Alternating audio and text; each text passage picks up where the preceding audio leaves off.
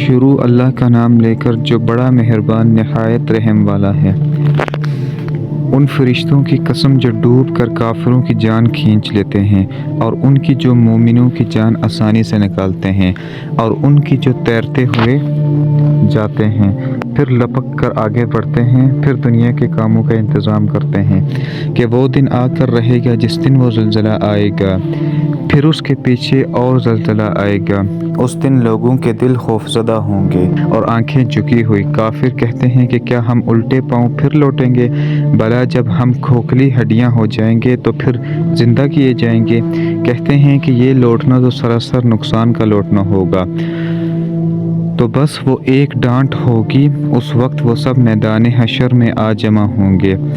بھلا تم کو موسیٰ کی حکایت پہنچی ہے، جب ان کے پروردگار نے ان کو پاک میدان یعنی طویٰ میں پکارا اور حکم دیا کہ فرعون کے پاس جاؤ کہ وہ سرکش ہو رہا ہے، پھر اس سے کہو کہ کیا تو چاہتا ہے کہ پاک ہو جائے اور میں تجھے تیرے پروردگار کا رستہ بتاؤں تاکہ تجھ کو خوف پیدا ہو۔ غرض انہوں نے اس کو بہت بڑی نشانی دکھائی، مگر اس نے جھٹلایا اور نہ مانا، پھر لوٹ گیا اور تدبیریں کرنے لگا۔ سو اس نے لوگوں کو اکٹھا کیا، پھر بلند آواز سے بولا، سو کہنے لگا تمہارا سب سے بڑا مالک میں ہوں۔ تو اللہ نے اس کو دنیا اور آخرت دونوں کے عذاب میں پکڑ لیا۔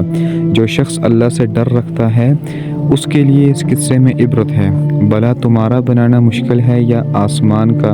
اللہ نے اس کو بنایا، اس کی چھت کو اونچا کیا، پھر اسے برابر کر دیا، اور اسی نے رات تاریک بنائی اور دن کو دھوپ نکالی، اور اس کے بعد زمین کو پھیلا دیا۔ اس نے زمین میں سے اس کا پانی نکالا اور چارہ اگایا، اور اس پر پہاڑوں کا بوجھ رکھ دیا۔ یہ سب کچھ تمہارے اور تمہارے مویشیوں کے فائدے کے لیے کیا۔ پھر جب وہ بہت بڑی آفت آئے گی، اس دن انسان جو محنت وہ کرتا رہا یاد کرے گا، اور دوزخ دیکھنے والے کے سامنے لا کر رکھ دی جائے گی۔ اب جس نے سرکشی کی اور دنیا کی زندگی کو مقدم رکھا تو اس کا ٹھکانہ دوزخ ہی ہے، اور جو اپنے پروردگار کے سامنے کھڑے ہونے سے ڈرتا اور نفس کو بے جا خواہشوں سے روکتا رہا تو اس کا ٹھکانہ بہشت ہی ہے۔